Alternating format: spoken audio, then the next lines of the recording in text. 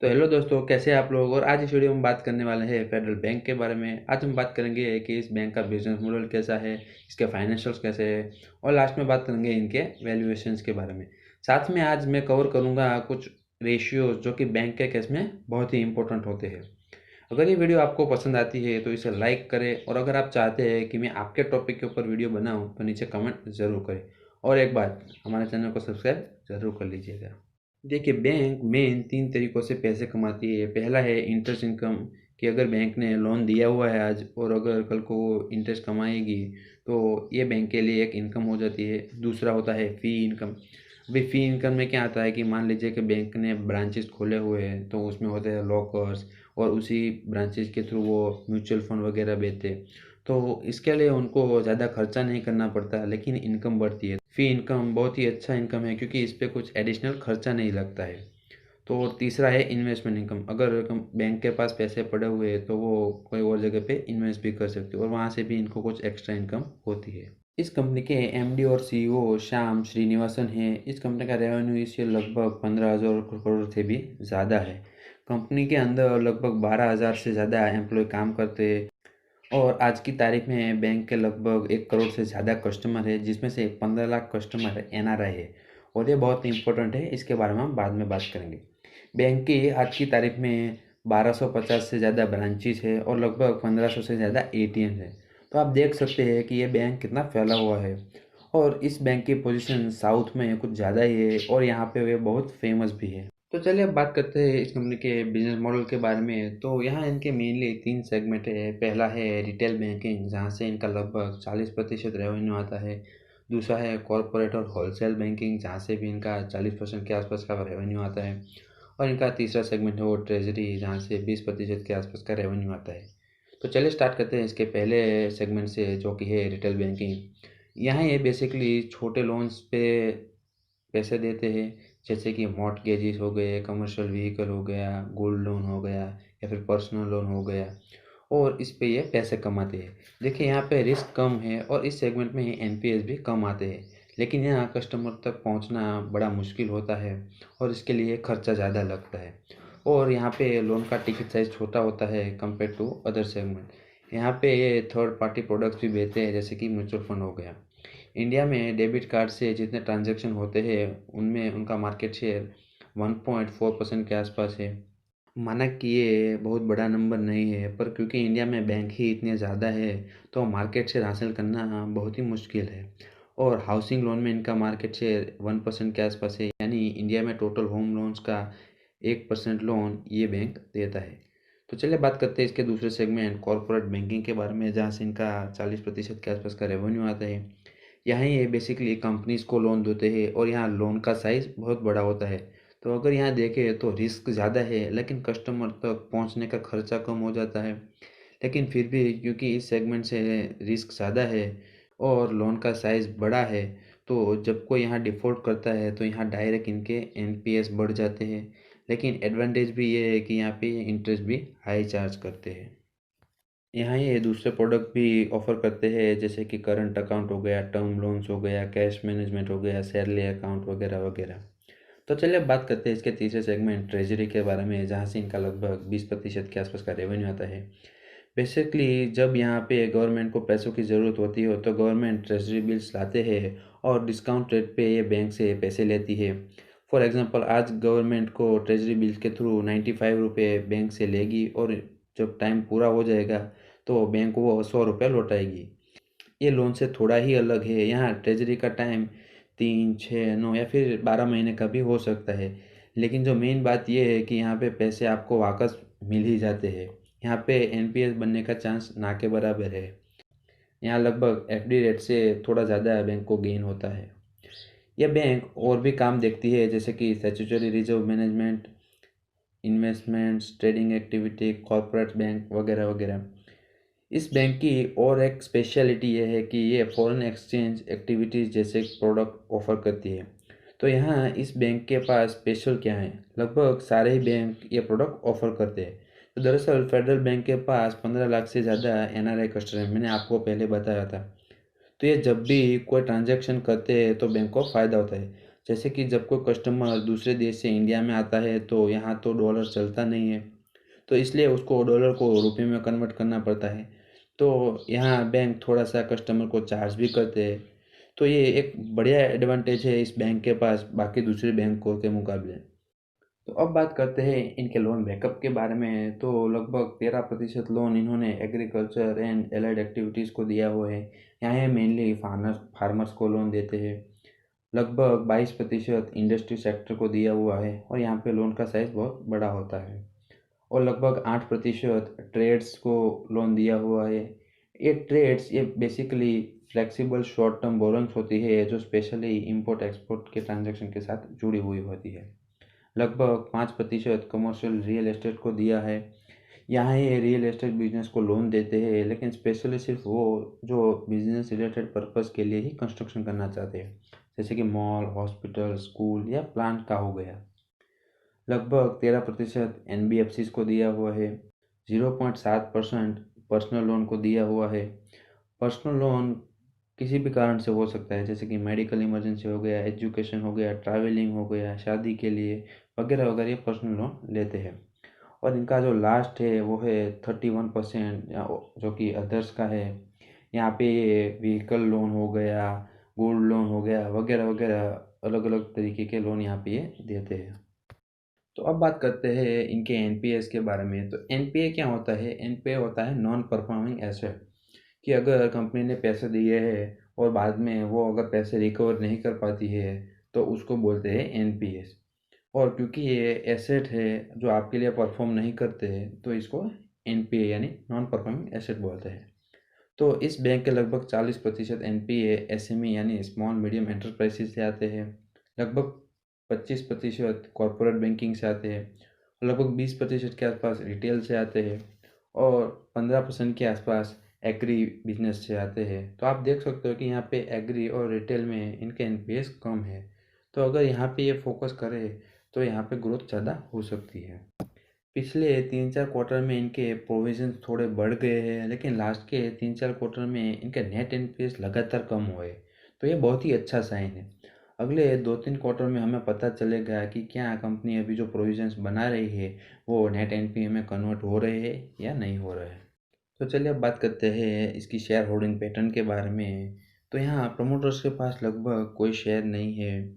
इस कंपनी का लगभग 37% डीआई यानी डोमेस्टिक इंस्टीट्यूट इन्वेस्टर के पास, 33% एफआईआई यानी फॉरेन इंस्टीट्यूट इन्वेस्टर के पास, और लगभग 30% के आसपास पब्लिक के पास इसका स्टेक है। तो शेयर प्लेस होने की तो कोई बात ही नहीं होती है। लेकिन पिछले 3-4 क्वार्टर में एफआईएस की होल्डिंग 3-4% कम हुई है। तो बात करते हैं इसके फाइनेंशियल्स के बारे में। तो सबसे पहले बात करते हैं इंटरेस्ट अर्न यानी रेवेन्यू के बारे में। तो 2018 में इन्होंने 10,000 करोड़ के आसपास का इंटरेस्ट अर्न किया है। 2019 में 11,500 करोड़ के आसपास, और 2020 में लगभग 13,500 करोड़ के आसपास का इन्होंने इंटरेस्ट अर्न किया है। और अगर यहाँ बात करें ग्रोथ की, तो पिछले 3 साल का CAGR 15% के आसपास है, जो कि कुछ ज़्यादा ही अच्छा है। तो अब बात करते हैं इसके प्रॉफिट कैसे है। तो 2018 में इन्होंने 930 करोड़ के आसपास का प्रॉफिट, 2019 में 1300 करोड़ के आसपास का प्रॉफिट, और 2020 में 1500 करोड़ के आसपास का प्रॉफिट बुक किया है। और अगर यहाँ बात करें ग्रोथ की, तो पिछले 3 साल का CAGR 22% है, जो कि ये भी बहुत ही अच्छे से ग्रोथ कर रहे हैं। तो बात करते हैं इनके मार्जिन के बारे में। तो 2018 में इनके मार्जिन 9% के आसपास, 2019 में 11% के आसपास, और 2020 में ये 11% के आसपास रहे। और अगर यहाँ बात करें 3 साल के एवरेज की, तो 10.5% के आसपास है। तो इनके मार्जिन भी बहुत अच्छे हैं। तो चलिए अब बात करते हैं इनके लोन और एडवांसेस, अदर इनकम और प्रोविजंस के बारे में। तो सबसे पहले बात करते हैं इनके लोन और एडवांसेस के बारे में। तो लोन और एडवांसेस ये होता है कि कंपनी ने कितने लोन्स बांटे हैं। तो 2018 में इन्होंने 93,000 करोड़ के, और 2019 में 1,11,000 करोड़ के, और 2020 में 1,24,000 करोड़ के आसपास के लोन बांटे हैं। और अगर यहाँ बात करें ग्रोथ की, तो पिछले 3 साल का CAGR 19% के आसपास है। तो आप देख सकते हैं कि बहुत ही अच्छे और कंसिस्टेंटली अपने लोन बुक बढ़ाते जा रहे हैं। चलिए अब बात करते हैं इनकी अदर इनकम के बारे में। ये इतना ज़रूरी क्यों है कि अगर बैंक ने एक बार खर्चा कर लिया है अपने ब्रांचेस और बाकी सब चीज़ें इंफ्रास्ट्रक्चर खड़ा करने में, तो इनको ऊपर इनको ज़्यादा खर्चा नहीं होता। मान लो कि अगर कंपनी ने अपनी ब्रांचेस खोली हुई है और अब किसी को ये लॉकर देते हैं या फिर म्यूचुअल फंड बेचते हैं तो उसके ऊपर इनको कोई एडिशनल खर्चा नहीं होता, लेकिन इनकी इनकम बढ़ती है। तो बैंक के केस में ये अदर इनकम बहुत ही इम्पोर्टेंट होती है। तो चलिए बात करते हैं इनकी अदर इनकम के बारे में। तो 2018 में इनकी अदर इनकम 1100 करोड़ के आसपास, 2019 में 1300 करोड़ के आसपास और 2020 में ये 1800 करोड़ के आसपास इनकी अदर इनकम रही है। अगर ये देखें तो रेवेन्यू का 13% है, जो कि थोड़ा ज़्यादा हो सकता है लेकिन बहुत ही अच्छा है क्योंकि बैंक अभी उतना भी बड़ा नहीं है। तो चलिए अब बात करते हैं इनके प्रोविजंस के बारे में। तो प्रोविजंस होते क्या है? प्रोविजन बेसिकली वो मनी होता है जो अगर बैंक को लगता है कि अगर उन्होंने कोई लोन बांटा हुआ है और उनको लगता है कि अगर वो रिकवर नहीं कर पाएंगे तो वो बैंक आज ही उस खराब लोन के लिए थोड़े पैसे साइड में कर लेती है। तो बेसिकली यही प्रोविजंस होता है। तो अगर आपको यहाँ देख सकते हो कि अगर बैंक पैसे साइड में करती जाएगी तो इतना ग्रो नहीं कर पाएगी। तो आप हमेशा चाहते हो कि प्रोविजंस बहुत ज़्यादा बढ़े ना। तो बात करते हैं इनके प्रोविजंस की। तो 2018 में इनके प्रोविजन 950 करोड़ के आसपास, 2019 में 800 करोड़ के आसपास और 2020 में 1100 करोड़ के आसपास इसके प्रोविजंस रहे। पिछले साल इनके प्रोविजंस थोड़े बड़े हैं लेकिन फिर भी अभी ये बहुत ही मेंटेन है और इतने ज़्यादा प्रोविजंस क्रिएट नहीं कर रहे और ये बहुत ही अच्छा साइन है। यहाँ हम बैंक के बारे में बात कर रहे हैं तो नॉर्मल रेशियो नहीं देख सकते क्योंकि बैंक का बिजनेस मॉडल अलग होता है। फॉर एग्जांपल नॉर्मल कंपनी के लिए ज़्यादा कर्जा लेना बुरी बात है, लेकिन बैंक के लिए ये पैसे कर्जे के तौर पर ही आते हैं और जितना ज़्यादा इनके पास पैसा होगा उतना ही आगे ये लोन के ऊपर लोन दे सकते हैं और बैंक्स इसी लोन पे पैसे कमाते हैं। तो ऐसे ही कई मायनों में बैंक का बिजनेस मॉडल नॉर्मल दूसरी कंपनियों से बहुत ही अलग होता है। तो इसीलिए हम इन्हें नॉर्मल रेशियो से बैंक के फाइनेंशियल एफिशिएंसी, ग्रोथ, प्रॉफिटेबिलिटी का अंदाज़ा नहीं लगा सकते। इसीलिए हम कुछ खास रेशियो के बारे में बात करेंगे जो कि बैंक के केस में बहुत ही इम्पोर्टेंट है। तो उनमें से सबसे पहला है कासा रेशियो। तो कासा रेशियो क्या है? Kasa ratio basically current and saving account ratio है। ये हमें दिखाता है कि कंपनी ने या बैंक ने जो भी डिपॉजिट्स कलेक्ट किए हैं उसमें से करंट और सेविंग अकाउंट में से कितने पैसे आए हैं। और ये इतना ज़रूरी क्यों है? क्योंकि इस पर बैंक को इंटरेस्ट कम पे करना पड़ता है, क्योंकि करंट अकाउंट पे तो ये चार्ज इंटरेस्ट देते ही नहीं है और सेविंग अकाउंट में हार्डली 3 से 4% ये इंटरेस्ट पे करते हैं।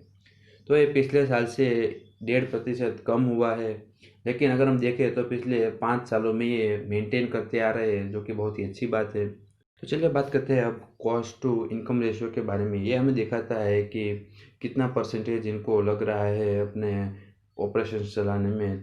तो ये 51% है, जो कि पिछले 5 सालों में 55 से कम ही हुआ है। तो चलिए बात करते हैं इनकी कॉस्ट ऑफ लायबिलिटीज़ के बारे में। ये कॉस्ट ऑफ लायबिलिटीज़ क्या होता है कि बैंक जो भी पैसे रेज करता है या फिर डिपॉजिट से कैसे भी करके जो बैंक पैसे इकट्ठा करते हैं उस पे उसको इंटरेस्ट पे करना पड़ता है। तो कितना परसेंट इंटरेस्ट ये पे करते हैं। तो इस बैंक का कॉस्ट टू लायबिलिटी रेशियो 5.2 के आसपास है, जो कि बहुत ही अच्छा है। तो चलिए अब बात करते हैं CAR यानी कैपिटल एडिक्वेसी रेशियो के बारे में। तो अभी कैपिटल एडिक्वेसी रेशियो क्या है? तो अगर आज मान लो कि आपके पास कोई लोन लेने आता है तो आपके पास पैसे होने भी तो चाहिए। तो बेसिकली हमें यही दिखाता है कि आज अगर कोई लोन लेने आता है तो आप कितने अच्छे से ये लोन दे पा रहे हैं। तो इस कंपनी का कैपिटल एडिक्वेसी रेशियो CAR यानी 14 के आसपास है, जो कि अच्छा है।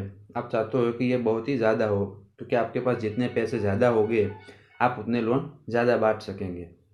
तो चलिए बात करते हैं इसकी एडवांस ग्रोथ के बारे में। तो एडवांस ग्रोथ क्या होता है कि कंपनी ने पिछले साल मान लो कि 100 रुपये के लोन दिए हैं और इस साल का एडवांस ग्रोथ 10% है, तो इस साल कंपनी ने 110 रुपये का लोन दिया है। तो इस बैंक का एडवांस ग्रोथ 10 के आसपास है। बात करते हैं NIM यानी नेट इंटरेस्ट मार्जिन के बारे में। तो मान लीजिए कि बैंक ने 5% से पैसे बोरो किए और 12% पे लोन दिए। तो यहाँ पे बीच का जो 7% होता है वो स्प्रेड यानी डिफरेंस होता है, ये अभी NIM नहीं है। अभी मान लीजिए कि बैंक ने 5 लोगों से 100-100 रुपये लिए, तो इनके पास टोटल कितने हो गए? 500 रुपये। तो क्योंकि कुछ पैसे RBI के पास रखने पड़ते हैं, कुछ पैसे उनको लिक्विड में रखने पड़ते हैं, तो मान लीजिए कि 100 पैसे साइड में हो गए, तो 400 रुपये बैंक 12% लोन पे देते हैं। तो उसमें से 48 रुपये इनको इंटरेस्ट आ जाता है। अभी उनको इंटरेस्ट पे भी तो करना है, तो मान लीजिए कि उन्होंने 5% के हिसाब से 25 रुपये पे इंटरेस्ट पे किया, तो यहाँ पे बीच का जो डिफरेंस होता है 23 रुपीज़, यही होता है NIM यानी नेट इंटरेस्ट मार्जिन। अभी इनको हम जब परसेंटेज में कन्वर्ट कर लेते हैं तो यही हो जाता है नेट इंटरेस्ट मार्जिन। तो इस बैंक का नेट इंटरेस्ट मार्जिन 2.3 के आसपास है। ये बहुत ही कम है, लेकिन अभी वो मेंटेन करते आ रहे हैं पिछले 5 सालों से। चलिए बात करते हैं ROE। तो ROE क्या होता है कि कंपनी शेयर होल्डर्स के पैसों पे कितनी अच्छे से ये पैसे कमा रहे हैं। तो इस बैंक का ROE 9% के आसपास है, जो कि बहुत ही अच्छा है। अब बात करते हैं ROC यानी रिटर्न ऑन कैपिटल एम्प्लॉयड के बारे में। तो ये हमें दिखाता है कि कंपनी में जो भी टोटल पैसा लगा है उस पे कितनी अच्छे से बैंक पैसे कमा रही है। तो इस बैंक का ROC 10% के आसपास है, जो कि बहुत ही अच्छा है। तो चलिए बात करते हैं लास्ट मैट्रिक ROA के बारे में। तो ROA क्या होता है कि कंपनी जो भी एसेट है वो कितने अच्छे से यूज़ करती है और उस पर ये पैसे कमाते हैं। तो इस बैंक का ROA 0.8 के आसपास है। ये थोड़ा कम है, लेकिन पिछले 4-5 सालों में ये लगातार बढ़ता ही आया है। पहले 0.5 के आसपास था और ये बढ़ते बढ़ते अभी 0.8 के आसपास है, जो कि बहुत ही अच्छा है। तो चलिए बात करते हैं इस कंपनी के नेट NPA। और ये बैंक के केस में सबसे इम्पोर्टेंट है, क्योंकि मान लीजिए कि बैंक ने आज लोन दिया और उसको वापस कलेक्ट ही नहीं कर पाते हैं, तो वो चला जाता है NPA में। और क्योंकि ये बैंक के लिए परफॉर्म नहीं कर रहा है, तो ये आप चाहते हो कि ये कम से कम हो। और अगर 1% से कम हो तो वह बैंक बहुत ही अच्छे से अपने NPS मैनेज कर रहा है। तो इस बैंक का नेट NPA 1.5 के आसपास है। ये थोड़ा ज़्यादा है, क्योंकि ये कॉरपोरेट में ज़्यादा फोकस करते हैं। तो चलिए अब बात करते हैं इस बैंक के वैल्यूएशंस के बारे में। तो सबसे पहले स्टार्ट करते हैं फ्री कैश फ्लोज के साथ। तो फ्री कैश फ्लोज हमें क्या दिखाता है कि अगर ये कंपनी हमारी होती तो साल के एंड में हमारे पॉकेट में कितने पैसे जा रहे हैं। तो 2018 में इनके फ्री कैश फ्लोज -4,700 करोड़, 2019 में 8,000 करोड़ के आसपास, और 2020 में ये 4,800 करोड़ के आसपास इसके फ्री कैश फ्लोज रहे। और अगर हम देखें तो पिछले 10 सालों में लगभग सभी सालों में पॉजिटिव रहे हैं, 1-2 साल को छोड़कर। और पिछले 3-4 सालों में ये बहुत ही अच्छे से बढ़ भी रहे हैं। तो अब बात करते हैं इसके पी रेशियो के बारे में। तो पी रेशियो में क्या दिखाता है कि आप 1 रुपये की अर्निंग के लिए कितना गुना चुका रहे हो। तो इस बैंक का पी 7 के आसपास है, जो कि बहुत ही अच्छा है। तो अब बात करते हैं इसके PB रेशियो यानी price to book value ratio के बारे में। किसी बैंक को वैल्यू करने में PB मैट्रिक्स बहुत ही अच्छा है। तो बात करते हैं इसके PB रेशियो के बारे में। तो ये 0.7 के आसपास है और वो भी बहुत ही अच्छा है। तो चलिए अब बात करते हैं इसकी एडवांस ग्रोथ के बारे में। तो ये 10% के आसपास है, जो कि बहुत ही अच्छा है। अब बात करते हैं इसके ROE के बारे में यानी रिटर्न ऑन इक्विटी के बारे में। तो इस बैंक का ROE 9% के आसपास है, जो कि बहुत ही अच्छा है। और इस बैंक का ROA 0.8 के आसपास है। ये थोड़ा कम है, लेकिन मेंटेन है, तो ये बहुत ही अच्छी बात है। कंपनी जिस ग्रोथ से बढ़ रही है और अगर बाकी सभी चीज़ों को भी देखें तो कंपनी अभी सस्ती यानी अंडर वैल्यूड है। और अगर बात करें मेरे पर्सनल ओपिनियन की, तो मुझे कंपनी बहुत ही पसंद है और 2018 में मैंने इसमें निवेश भी किया है। ये कोई रिकमेंडेशन नहीं है, ये सिर्फ डिस्क्लोज़र की तरह है। देखिए, मुझे लगता है कि आप इस कंपनी के साथ लॉन्ग टर्म में इन्वेस्ट कर सकते हैं। वैसे पिछले 3-4 क्वार्टर में इनके प्रोविजंस थोड़े बड़े हैं, तो आप थोड़ी देर राह देख सकते हैं। जिन्होंने इसमें निवेश किया है वो तो डेफिनेटली इस बैंक को लॉन्ग टर्म में होल्ड कर सकते हैं। और अगर बात करें अभी इसमें निवेश करने की, तो आप 2-3 क्वार्टर राह देख सकते हैं या फिर इन्वेस्ट कर भी सकते हैं, क्योंकि ये बहुत ही सस्ते वैल्यूएशन पे है। तो पर्सनली ये बैंक मुझे बहुत ही पसंद है। तो अगर आप यहाँ तक आ ही गए हो तो इस वीडियो को लाइक ज़रूर मारें, इसको शेयर करें और हमारे चैनल को सब्सक्राइब ज़रूर कर लें।